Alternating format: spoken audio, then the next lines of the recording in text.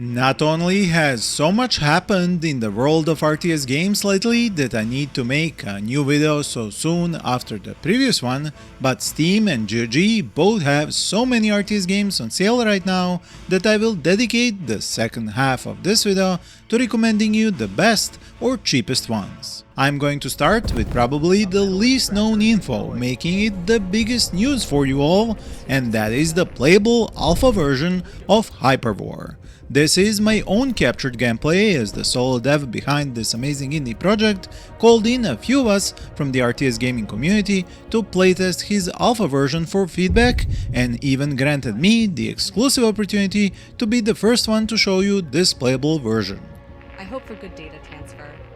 In my last dedicated video on Hyperwar, I showed you the Tech Tree, the metal farm building, unit formations and lots of other features. But now I can show you how a regular skirmish match between two players works from the very beginning all the way to an unceremonious end.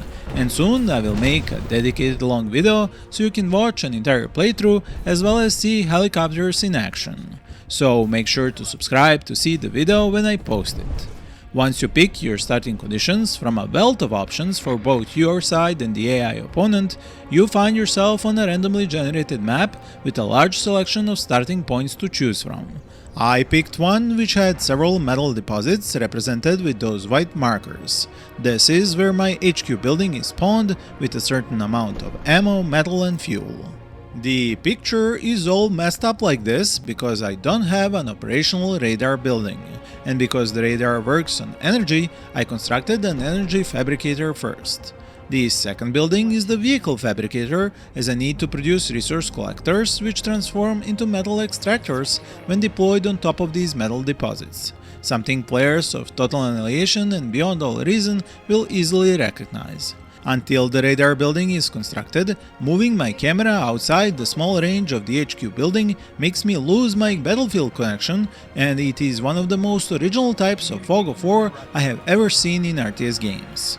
But once the radar building is up and I have enough energy to run it, I can go into its settings and spend energy on boosting sensor quality to clear up the picture or radar range to be able to look further out from my HQ. There is a wealth of options when it comes to controlling units in Hyperwar, starting with the waypoint system and ending with a dozen formations you can choose for a group of units. They even keep that formation as they travel or run a patrol. Once I constructed the research lab, I could enter the research overview and see all new types of buildings, units, turrets, upgrades and special tech available for research, if I can pay the metal price. If a tech has prerequisites, I can see them marked in yellow or red, showing me if those have prerequisites themselves. There are a bunch of options to save camera positions, enable or disable building shields, names and lots more that I will keep for the dedicated video. As for making more fuel and ammo, that is only possible once you construct the resource center, which turns metal into those two other resources. You can dismantle buildings if you want to use that space for something else, like for example keeping resource storage buildings close to the center of your base. The way continued metal extraction works is that level 1 metal extractors get demolished automatically once they can no longer work on the deposit, and only after you research and recruit level 2 resource collectors and deploy them on those same metal deposits can you extract metal from them again. As for combat, it is a joy to behold, but if you aren't ready and you didn't invest into walls, turrets and enough vehicles of your own, the enemy AI will easily overwhelm your defenses and destroy your buildings. If you don't have enough energy or forget to enable building shields, like it happened to me, you can easily lose the radar building for example and become blind on your battlefield. This was one of the most satisfying endings to an RTS match I have ever experienced and felt like a true defeated military commander instead of just a gamer. In stark contrast to this up to now unknown news on Hyperwar, Dawn of War 4 is a cat well out of its bag. This latest trailer and dev interview we got straight from Japan's PC gaming show Tokyo Direct, and it revealed some new footage, units and gameplay, but also several things which don't quite instill confidence in the development team, and which have been pointed out by the community immediately. So while the devs are pushing for sync kills as the best and greatest feature of the game, the community was quick to notice that the iconic voice acting isn't as they would like, because the Space Marines don't have that metallic vox textured audio to their speech. It is as if they are going into battle with no helmets. Even Relic had to change the audio in their trailer for the definitive edition of Dawn of War 1 after fans noticed the iconic roar was missing. We shall know no fear. And likewise, these devs too responded to community feedback about the voice lines and wrote how voices for the trailer only use those from Space Marines without helmets, and later versions would have those vox textured voices. For me personally, while I like the sync kills, the somewhat light version of base building and large armies, minus the Total War-like UI bar at the bottom, I have an issue with how little usable cover there is on these maps. This trailer shows a few rock formations and the previous one showed some barricades, but they look very artificially sprinkled on the map and not a core feature of the game. Nonetheless, final judgment will of course come from us all once we get our hands on a playable version. So feel free to share your thoughts and impressions about it in the comments below. Now, you would think no dev in their right mind would even attempt to make yet another MOBA game, but that is why we have companies like Amazon Games to try the unthinkable. What their dev team out of Montreal is creating is a 4v4 war MOBA game, where you play as a giant character leading an army of soldiers and able to deploy tactical structures known as battleworks. This one is titled March of Giants, and it even had a closed alpha in September. Feedback is mixed, with some players enjoying it and others asking why didn't they simply make a proper RTS game. These commanders/giant characters are of course set up as different kinds of specialists, some using unique abilities for ground control, others for burst or sustained damage dealing. And yes, of course, there are lanes and items, but you will find interesting gameplay additions like trenches, tanks and bunkers, as the setting is war-torn urban areas. The lore itself, a setting that reminds of World War I, and the background of these giants is interesting, but I'm not sure are they going to find a lot of interested players for the gameplay. What do you think?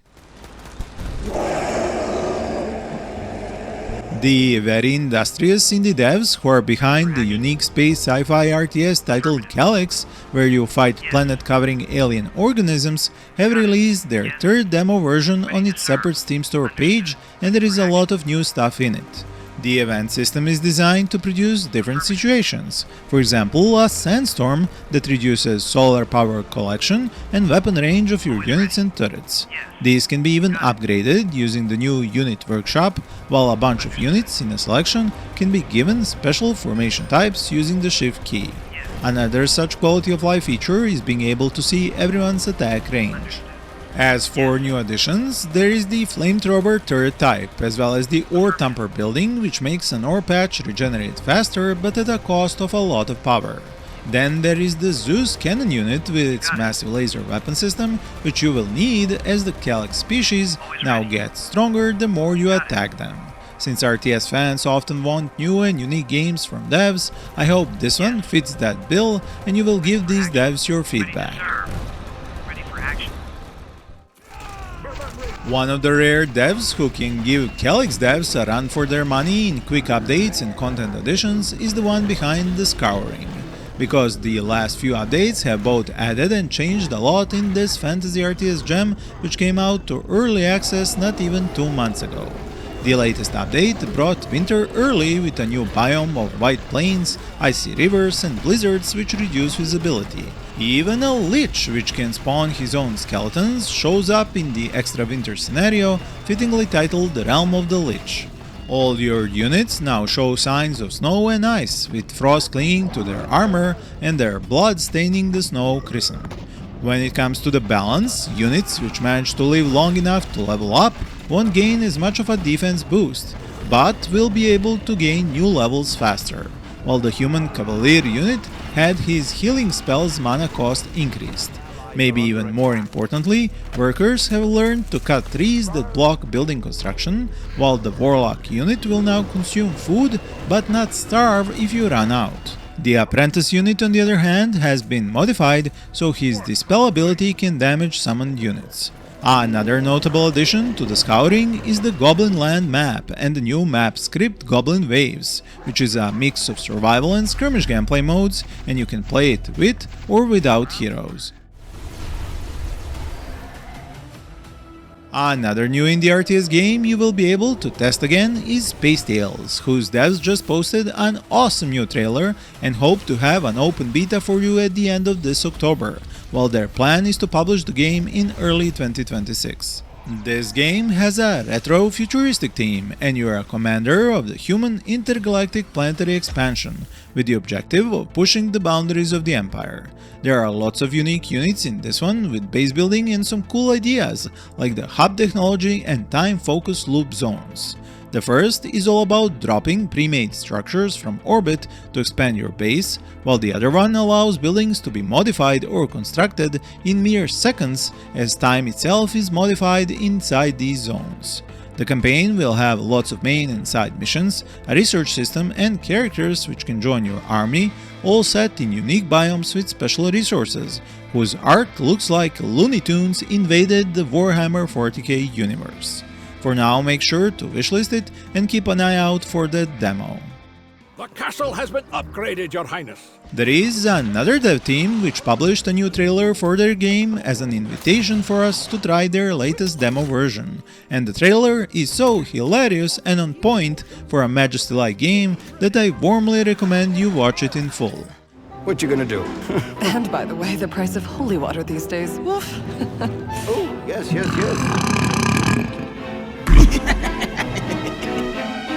Enough! What are you all babbling about? I am your king, and this is an order!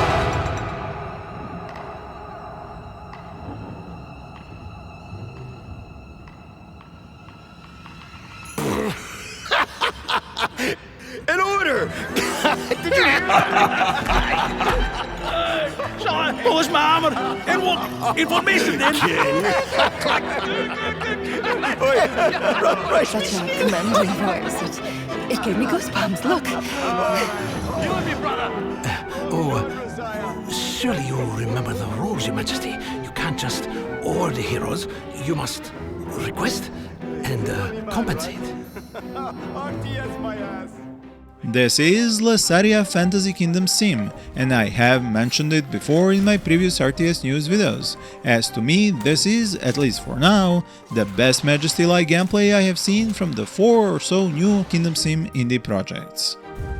This is basically a fantasy-based building RTS with indirect unit control, in which you use a system of offensive and defensive bounties to give incentive to your heroes straight out of Might and Magic to fight against all sorts of beasts and magical creatures. Then they use the gold earned from bounties to buy weapons, armor, enchant trinkets and potions at your establishments, and you get back that gold in form of taxes, making the economy one big closed loop. If you played any of the previous demos or playtests, let me know how you like it in the comments below. In my quest to find more indie RTS games to showcase to you, I ran into some odd projects and like to point them out even if they might not be exactly what I was looking for. One such indie project is titled Castillon, and it is a small-scale single-player online strategy game about building and defending your castle realm using magic, units and skills of your hero. There are systems for resource collection, exploring and some base building, while at night you have to defend your life and all you own using 4 schools of magic against various distinctively evil enemies. Towers and even soldiers are your allies, while bridges and narrow paths are the main choke points, with some enemies coming out of caves. This game does have a playtest you can sign up for at its Steam store page, so I hope you will at least try it out and share your feedback to the developer. Another totally new indie RTS I have come across is titled Astro Industry Wars, and it is designed to be a simple game with just 3 unit types: hovercrafts, land vehicles and aircraft. Its setting is sci-fi, so you will find yourself on new planets on which you bring your production chain, while your unit roster is customizable through a loadout system. I am happy to announce that Petroglyph has kept up with content updates for their latest game 9-bit Armies and has now released a free DLC titled 9-bit Armies Going Rogue. The link to its Steam store page is in the description of this video, as it is for all other games shown here. What this DLC contains is a roguelike game mode in which you take your army and its persistent veterans through a randomized world map to fight a final boss and collect artifacts along the way to power up, as well as consumables to give you a tactical edge when you need it the most. From each battle you can earn new units and structures, repair or upgrade existing ones, and use them in the rest of your run to the final boss. Alright, men, we got a job to do. For this video's Blast from the Past section, I want to remind you of Men RTS, which is on sale at GOG right now and brings back a lot of memories for me personally, as this is one of the first RTS games I saw on my friend's PC in elementary school. I was already playing RTS games on my PS1 back then, but before I got my own PC, I tried out this game at my friend's house and was in love from the first level. Especially since playing with toys exactly like this was one of my favorite pastimes when I was a small child. With both base building and lots of units to send into combat in 3 game modes, it has something for everyone, and if you skipped it or were just born much later to know about it, I warmly recommend it. A similarly small game, but one which is already out on Steam, is titled Last Outpost. It allows you to build a base and then defend it from zombies with different vehicles, abilities, skills and units unlocked using a tech tree. The full release added the Doomwalk Valley map with both land and water areas, as well as a jet ski combat vehicle equipped with a torpedo shot ability. There is a moving enemy fortress as an epic boss fight now, and the tutorial was redone to help you get into the gameplay much smoother. If you enjoy such games, let me know have you played this one or anything like it. I haven't talked much about Executive Assault 2, but I should take this opportunity to mention its latest update, which is now in the beta testing phase. First of all, this one brings a massive graphical upgrade with improved frame rates. Additionally, now you will have a game with a streamlined UI, as well as improved AI opponents, and some unnecessary gameplay elements have been cut. If this is the first time you're seeing this game, you might be interested to learn it has a mix of RTS and FPS gameplay, and not only can you have fleets of spaceships, but also small armies of tanks and robots, as well as entire bases on asteroids and command outposts in sectors you take over. There is mining, trade and of course combat. Executive Assault 2 is playable in cooperative multiplayer with up to 3 friends or AIs, which can also be your company's CEO as you focus on just FPS combat. This is a very interesting project, but also so massive that I just hope the entire scope of it can be finished at some point, like the announced multi-crew ships. There are more fresh demos of equally fresh indie RTS games I want to mention in this video, and one such demo is of Iron Frontier. Its setting is the modern world, meaning wars with infantry, tanks, aircraft and other such vehicles. Enemy destroyed. Its idea is having a roguelike deck system, using which we can craft our own army and put different upgrades and power-ups on them. The units themselves have lots of different stats, which these upgrades change, creating a certain feel of progression and attachment to your customized army. Maps are more like backgrounds in such a game, and there are already a few of them like cityscape, desert, ruins, ice-covered hills and so on. If you do play the demo, leave some notes for the devs so they can improve the game. Now let's move on to games on sale recommendations and start with the ones on GOG.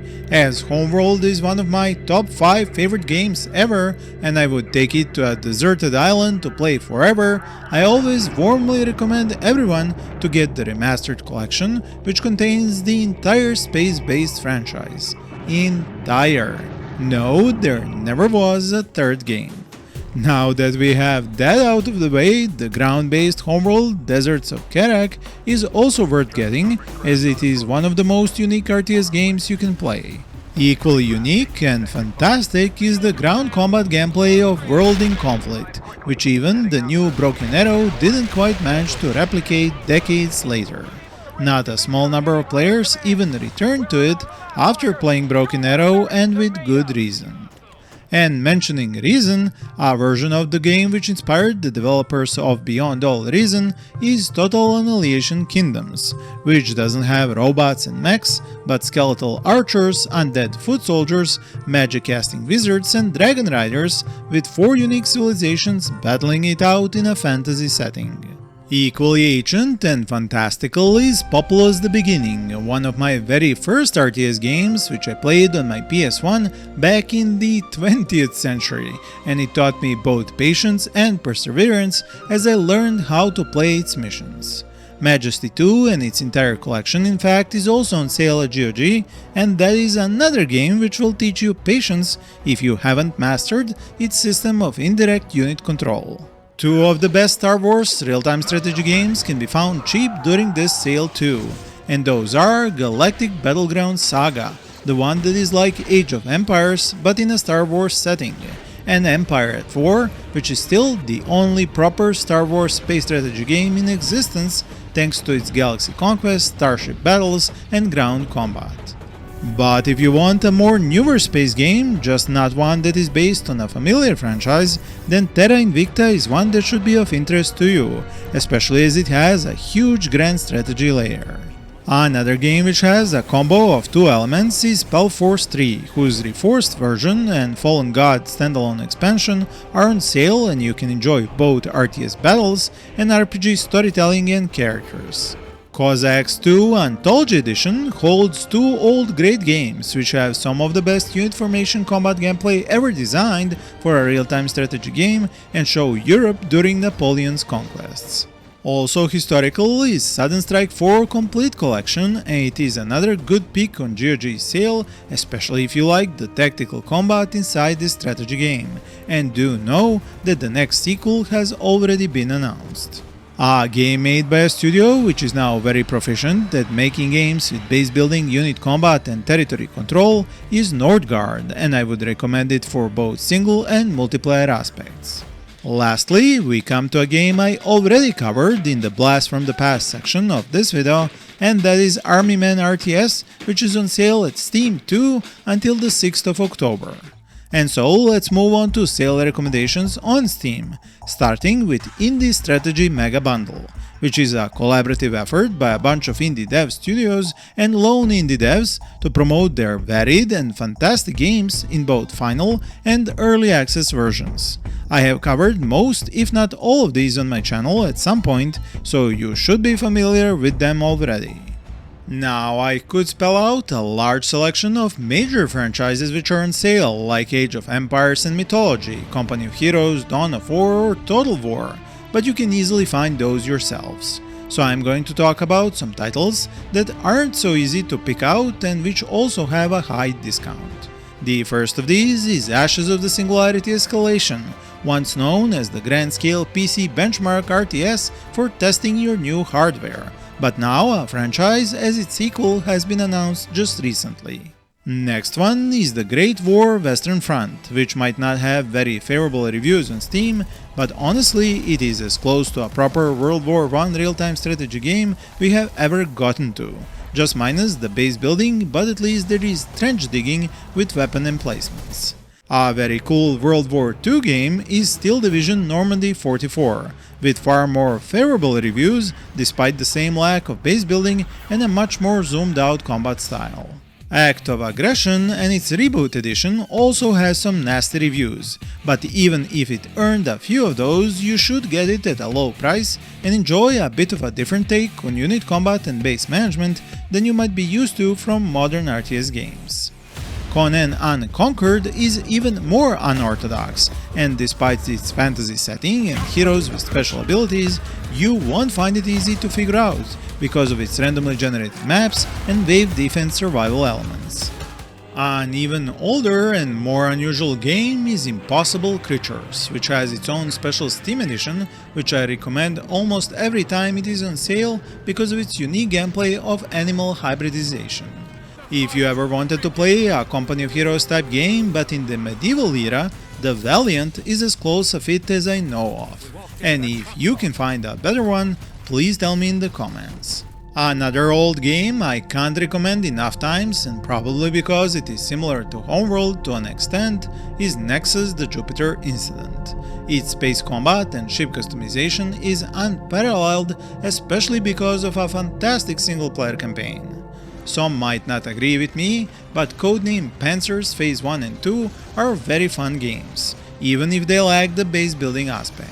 The units which have directional armor and need logistics ready to keep working, as well as an army customization system, made it one of my favorite World War II themed game franchises.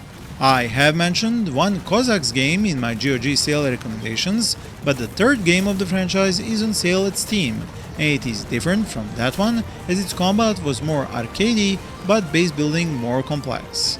A game that is a rare mix of grand strategy map conquest and real-time battles outside the Total War franchise is Knights of Honor 2 Sovereign, and here even the world map is played in real time with a huge array of nations to choose from. If you prefer less grand scale but much bigger armies and base building with wave survival combat, then I have two different recommendations for you. The first is with a much darker tone titled Age of Darkness Final Stand, and has special heroes, while the second is Diplomacy is not an option, and while it does not have hero characters, it has much more pronounced powers and a very light-hearted design.